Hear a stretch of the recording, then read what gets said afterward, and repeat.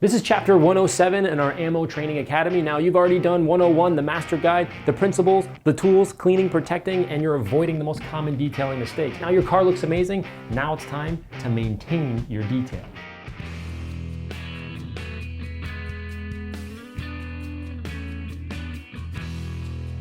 Okay, just so we're on the same page, what we're calling a detail is what we did on the edge over there, which is cleaning and protecting the car. We did not correct it. I know we talked about that at the very beginning of the video, but it's very important at this point. So now that we've done that, we're gonna use this as an example. So this car was clean and protected maybe 3-4 weeks ago, right? I had some afternoon, I had a Sunday, I spent a bunch of time, it was great.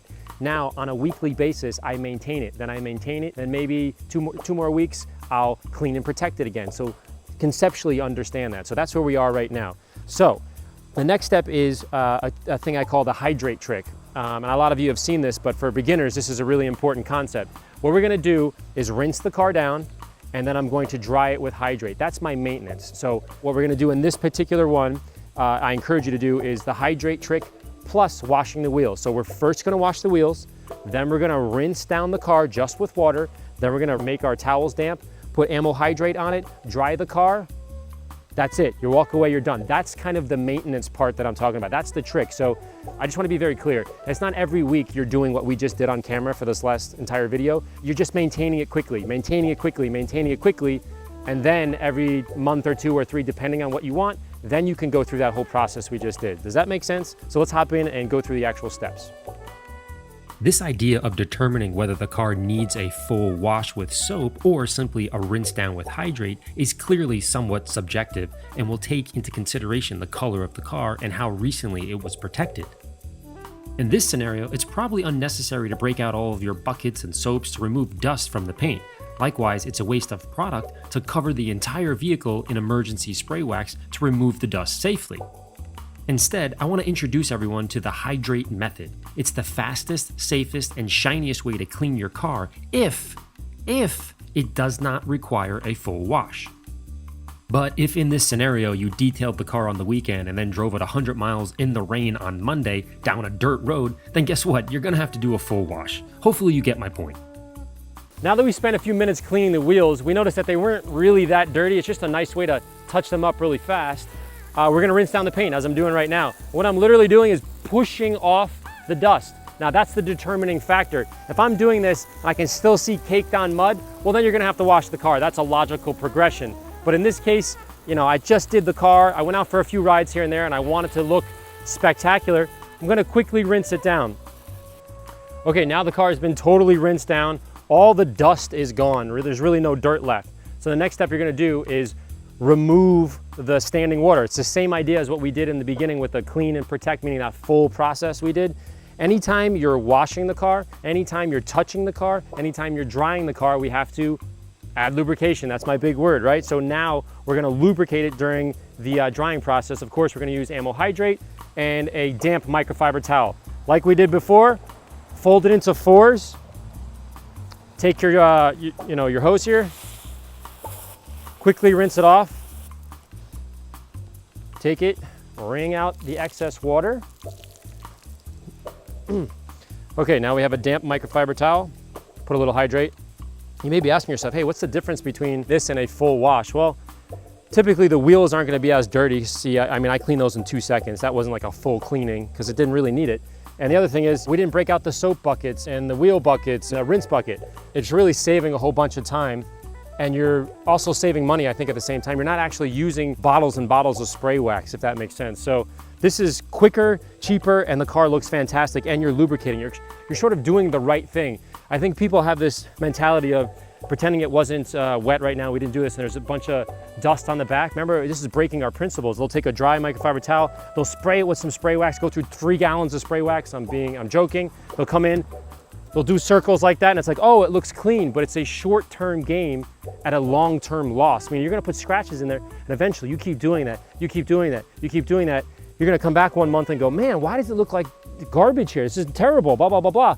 So doing this little step, which I think is actually quicker, will save you in the long term. Hopefully that comes across. This is my big, not secret, but my big way of maintaining paint and why I consistently go somewhere or, you know, go to a show or just go to the laundromat, who cares? The car looks spectacular because I spend 15, 20 minutes once a week doing this on a regular maintenance schedule. Again, like cutting the lawn. You don't want to let it get so bad.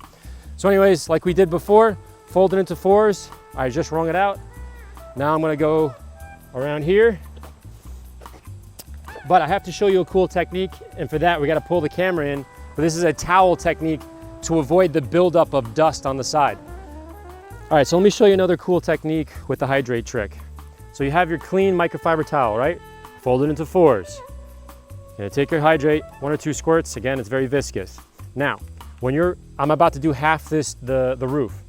I'm gonna lay this down. As I lay it down, I'm pulling it across, and at the same time, I'm lifting. So what is that doing? That's making sure that every piece, or every, piece of the microfiber towel here, area, is the only part that's touching the roof. So what do I mean by that? If I just left it flat like this and wiped it across, what happens is all the dust, the little bit of contaminants here, are all gonna line up right along here, right along the edge. So that's gonna increase the chance of potentially causing any scratches. Again, we didn't talk about this in the wash portion of it because we already washed the car. There shouldn't really be any contaminants. This one, we're pushing the envelope a little bit here. So there's gonna be a few more contaminants because we're doing this sort of trick, right? We're doing the hydrate trick. So to get around that, as you're wiping it, you're rolling it at the same time. Hopefully that concept is coming through where we're not creating just a straight line of dirt. That straight line of dirt could potentially scratch. I think with the water, I think with the hydrate lubrication, I think you're really minimizing that, but let's go a third step. And just as we're wiping, we're just doing a slow roll. You'll see me just do a little roll so it's not one leading edge kind of crushing it into the paint. So keep that in mind. That's the other aspect of the hydrate trick. Yes, you can do glass with it. I typically don't put another squirt on and then do the glass. I do the glass when I'm sort of running out of hydrate because it doesn't really do anything positive for the glass, but it doesn't do anything negative either. So don't waste the hydrate on the glass is what I'm saying.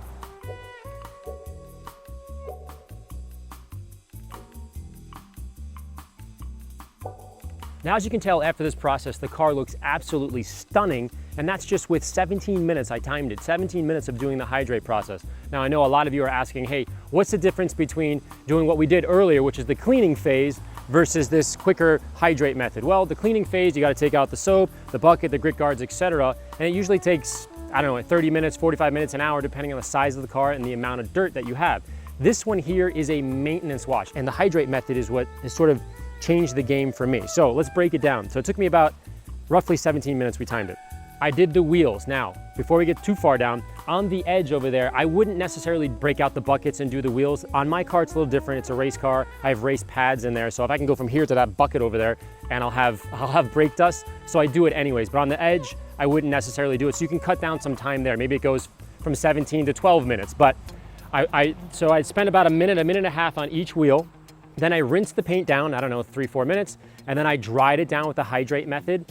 That goes up to 14-15 minutes. And then I did ammo mud on each wheel, maybe 30 seconds. So we're talking very, very fast. So if you're thinking, I know there's a lot of people out there saying, hey, why don't we just spray wax the car down and wipe it? Okay, I see your point, but there's a couple things that are wrong with that, I think. One, even coming from a manufacturer, you are using a ton of product to do that. That's really not economical. Two, it's not the best amount of lubrication. With a hose has a lot of pressure and you're blowing off that dust. So there's a couple of things you want to think about if you do that. The other concept is when you're using spray wax, the way that I've sort of made my spray wax, if you read it, it says spit emergency shine. What do I mean by that? I leave it in the car all the time, which is tip number 2. And I take it out if I'm out on the road at a car show and a bird poos on it. I want to immediately clean that off because it's going to etch through, right? Or I drip gasoline on it or something that's an emergency. I need to clean that up and add lubrication because I'm not at a place that I have a hose. If you have access to a hose, it's so much better than anything else because it's like one of the best lubricants in the world. Spray it and dry it off and then use the microfiber towel, use the hydrate, add another lubricant, and you can see the results are amazing. So all the work that you've just done on your car, you can quickly get back into that same look all the time if you just cut the lawn once a week versus once a month. Does that sort of make sense to you? So anyways, the hydrate method is a game changer. I think you guys are gonna love it. Here are a few additional tips to maintain your fresh detail. Always leave ammo spit and lather interior cleaner in your trunk or armrest to quickly address any spills or accidents that may happen when you're away from home.